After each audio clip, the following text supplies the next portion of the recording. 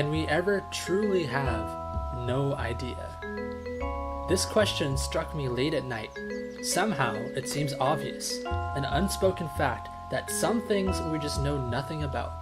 Phrases like, I have no idea, or that's totally out of my league, or that's rocket science, are just common flips of the tongue for all of us.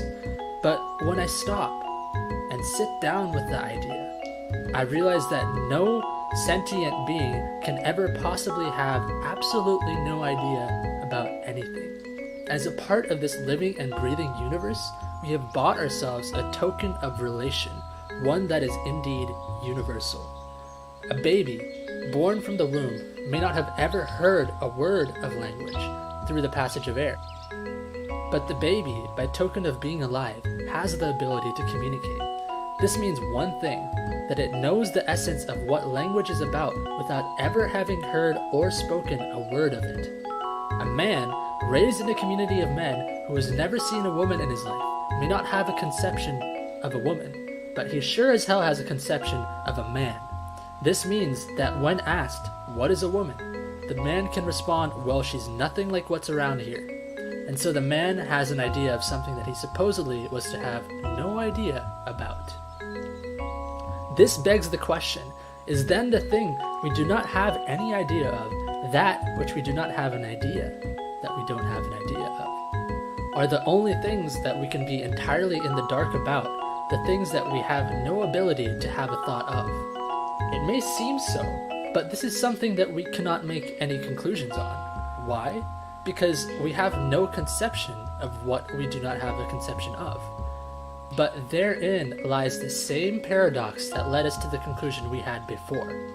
If you know that you have no conception of that of which you have no knowledge, then you know that that thing cannot be something of which you have knowledge. And so the unknown becomes a known unknown. Former Secretary of State Donald Rumsfeld famously said, there are known unknowns and unknown unknowns. He said that it sounded like a riddle, but it wasn't. It was a serious, important matter, which is another way of saying these unknown unknowns are something we should worry about. Now here is the red tape, the worry. That which we do not know and cannot possibly conceive is what should make us worry. This logic I don't understand.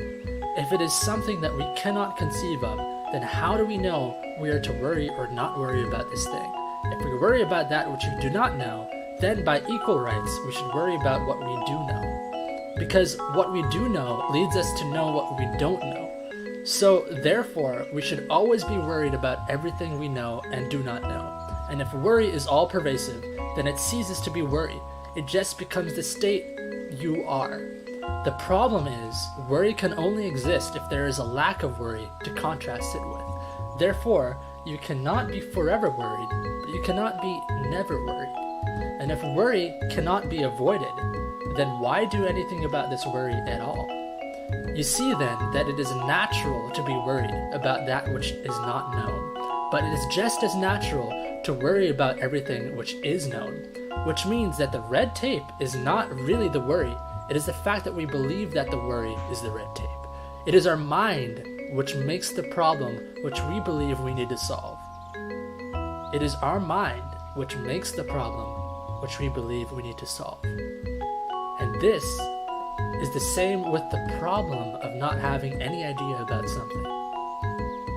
Often, we use the fact that I know nothing about this, or this is totally new territory to me, to excuse ourselves from ever starting on something. And this is the same case of the problem not being the thing we are looking to start itself, but the fact that we see it as a problem at all. It is our mind which makes the problem which we believe we need to solve. If there's one thing to take away from this, it's this. You, just by being you, are a universal token, one that can be used in any part of this universe and is accepted by all. And that token is never out of place. It is right where it is meant to be.